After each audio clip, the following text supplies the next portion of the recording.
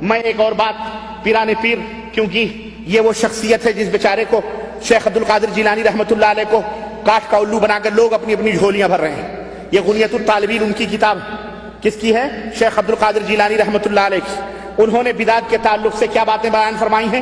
ہمارے اہل بدعت جو نیاز، فاتحے، کنڈے، شب برات، حلوے، ماڈھے، تعزیے، شدے، علم، چبوترے، تعویذ، گنڈے، پلیتے، مزارات کے اوپر چادریں، عرس، میلے، قوالیاں، فوالیاں اور یہ اندھی تقلیدیں اور اذہب اور مذہب جو بنا بنا کے چلتے ہیں، یہ کتاب ان کے لیے زہر ہے۔ یہ کتاب ان کے لیے کیا ہے؟ ہاں، اور یہ زہر وہ انہیں پینا پڑے گا، کیونکہ ان کا نام لے کر کے ان کے مرغے دباتے ہیں یہ مستنڈے مولوی۔ اس زہر کو ان کو پلاؤ اور بولو کہ شیخ عبد القادر جیلانی جی غنیۃ الطالبین، اس کے اندر شیخ عبد القادر جیلانی نے بدعتی کی پہچان بتائی ہے اور بدعتیوں کے ساتھ کیسا سلوک کرنا چاہیے اس کے بارے میں بتلایا ہے۔ کہتے ہیں ہر صاحب ایمان کے اوپر ضروری ہے۔ سنو، شیخ عبد القادر جیلانی کی نمازیں پڑھنے والے اور غوث کا دامن نہیں چھوڑیں گے، غوث کا دامن نہیں چھوڑیں گے، غوث کا دامن نہیں چھوڑیں۔ آؤ نہ چھوڑو، اچھی بات ہے، آؤ یہ بھی نہ چھوڑو، صرف گوشت ہی کھانے میں نہیں چھوڑیں گے غوث کا دامن۔ یہ کون کرے گا؟ یہ کون کرے گا؟ یہ ہم نہ کریں، وہی کریں بس۔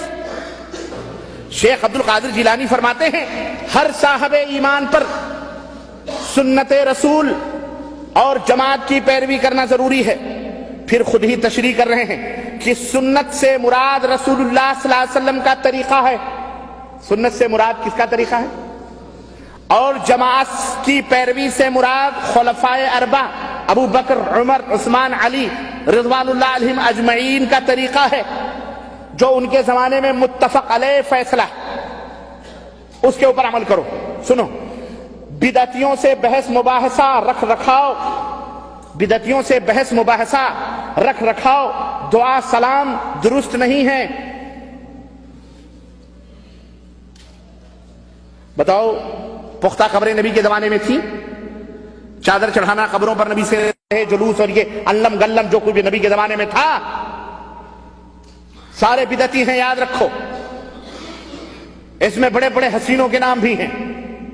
میں نے بالکل الوجوہ یہ بات میں کہہ رہا ہوں، کہہ رہے ہیں کہ بدعتیوں سے بحث مباحثہ رکھ رکھاؤ، دعا سلام درست نہیں ہے۔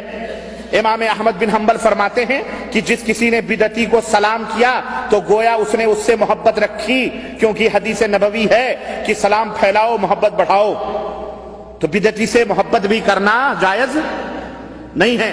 سنو، فرماتے ہیں کہ اہل بدعت سے اٹھنا بیٹھنا، استوار رکھنا، عید اور پرمسرت موقعوں پر مبارکباد دینا، ان کی نماز جنازہ پڑھنا، ان کا ذکر خیر کرنا اہل ایمان کے لیے جائز ہی نہیں ہے۔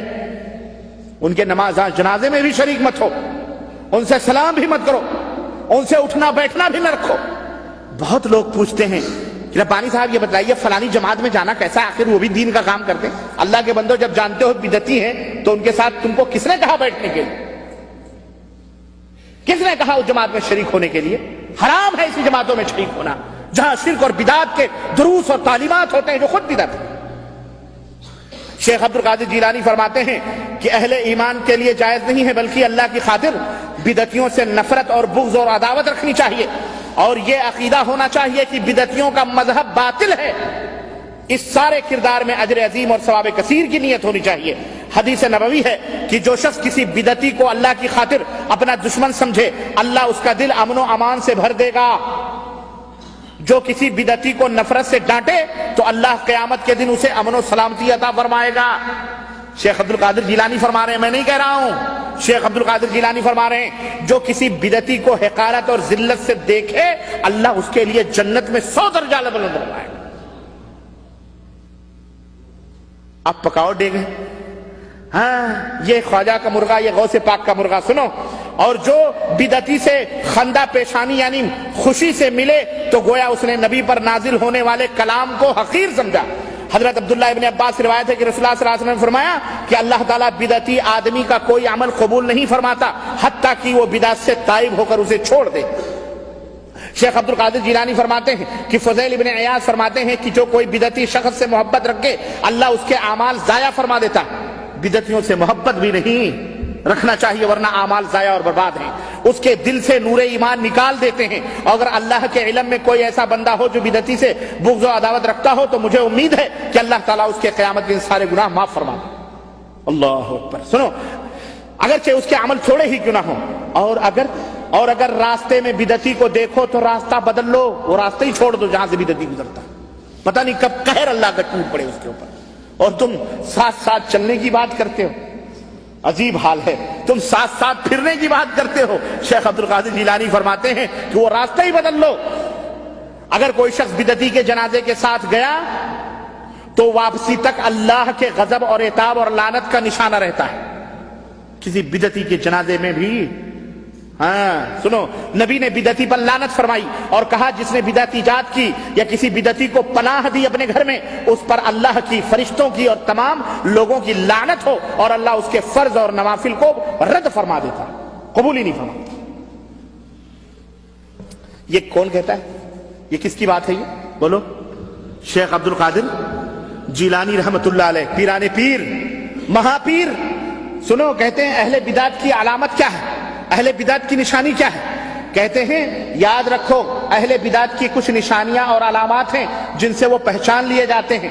مثلا اہل بدعت اہل الحدیث پر طعن و تشنیع کرتے ہیں، یعنی انہیں گالی گلوچ بکتے ہیں. زنادقہ اہل حدیث کو جھوٹا کہہ کر احادیث کو باطل کرنا چاہتے ہیں. قدریہ اہل حدیث کو جبریہ کہنے کی کوشش کریں گے.